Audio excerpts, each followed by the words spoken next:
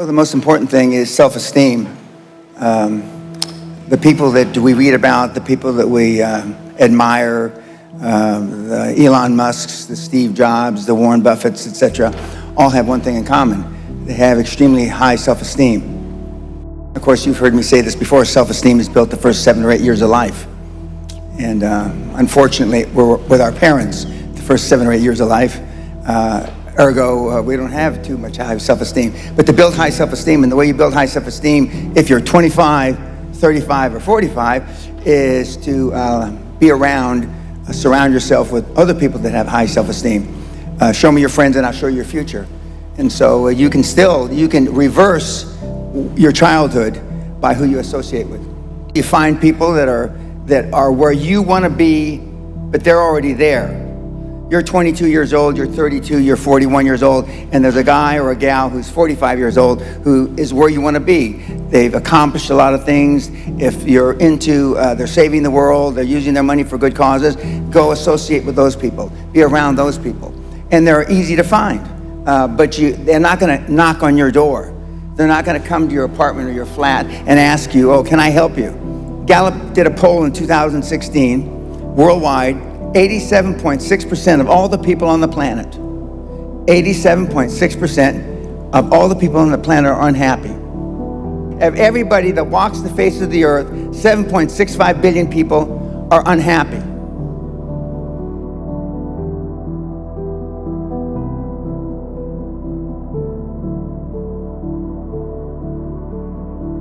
Most of the people that are engaged in personal development aren't serious. They're just, it takes up 3 or 4 or 5 hours of their time a week, and so they're fiddle farting around and they're not taking it serious.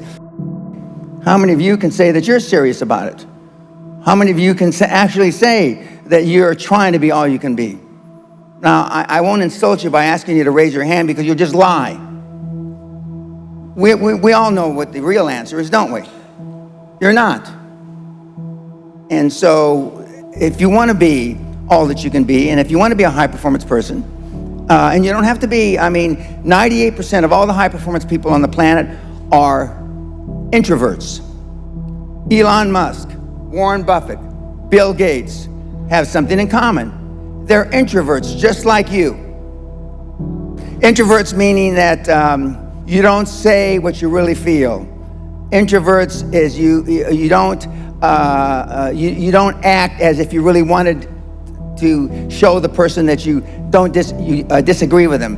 Introverts are when your parents were telling you when you were growing up, you just put your head down and kept your mouth shut. And that's why you're introverted now as adults. As you can plainly see, I wasn't raised that way. My father said, if you've got something in your mind, it should come out of your lips. If you've got something in your mind, it should come out your mouth, Dan. And God knows, I took it to heart, and I've lived that way all my life. At the TED Talk I gave a couple days ago, it was quite interesting when I told them that I've been talking like this since I was a teenager. Well, I'll be 74 in a couple months, so it is some time ago. But the point is that I had self-esteem. I didn't know till I got grown up and was an adult that everybody didn't have self-esteem. I didn't understand that. I didn't realize that everybody didn't have self-confidence. I didn't realize that everybody didn't have self-worth. Because the kids that I hung with all were like I was. I was doing some research for my talk, and I looked up Heineken. Gerard Heineken, who was the founder of Heineken beer in 1864, he talked his rich mother. Heineken's come from a wealthy family even before the beer. He talked his mother into buying a brewery in 1864. Which they then turned into Heineken.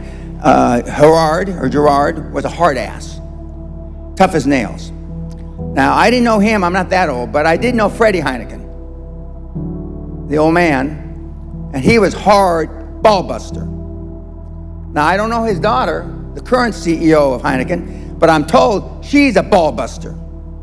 I did know Steve Jobs. I do know Elon Musk. I do know Warren Buffett, and they're all ball busters. Success leaves clues, kids. I just named 5 of the greatest names in business in the last 150 years. And they all have one thing in common. They're ball busters. They're hard as nails. Where does that leave you? I'm the only speaker that you're ever going to hear that really, with all his heart, doesn't give a shit. If I leave here you liking me, I did something wrong. You think Elon Musk wants to fit in? We know the answer is no, right? You want to fit in because you had poor role models at home. Most everybody in this room is a pleaser. You want to be liked. 98% of the high-performance people are introverts. 98% of the high-performance people on the planet, they want to be liked. But being liked doesn't get you a raise when you're working for whoever you're working for. I don't care about saving the world, but I want you to be able to save the world. I know what it is to be kicked in the teeth and my teeth be on the pavement. I know what that feels like. I know the humiliation. Forget the pain. You get over the pain. Growth only comes through pain. For those that have read about being an athlete, okay, no pain, no gain. It's the same in life. The squeaky wheel gets the grease.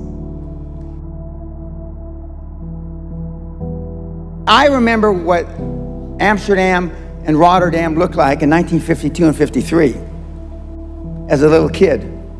Flat, bombed out. You could pick up Nazi war helmets in the rubble. When I was here from beginning of 52 to the end of 53, during the Korean War, my dad was an army officer, and he was able to bring his dependents here. We were stationed in France, but Berlin, most of Europe was flat. So I know what it looked like. I know what it looks like now. But the people that had the big, much more expanded comfort zones were your grandparents that fought the Germans. And they had hard times. But you haven't fought anybody except your waistline. And most of you are losing that. Muhammad Ali, which used to be Cassius Clay, the great fighter, arguably one of the greatest fighters ever, he was talking shit since he was 14, 15 years old. I'm the greatest. Before he ever had a professional fight. In athletics, it's more accepted to talk shit. You've been trained, keep your head down, don't embarrass yourself, don't embarrass the family, don't say things that may not happen. And I do just the opposite. I tell you to set goals beyond your lifetime. I tell you to set goals as soon as humanly possible.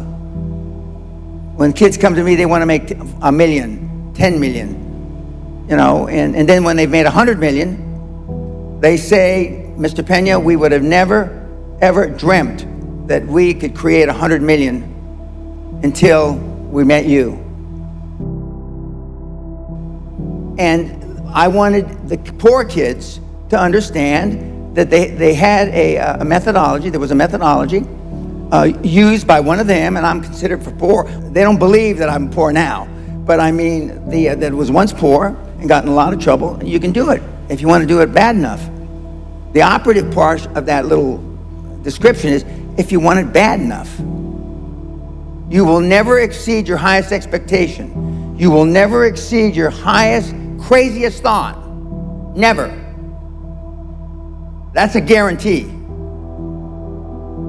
And so then why, other than you've been taught by your parents in conventional wisdom, to set low goals?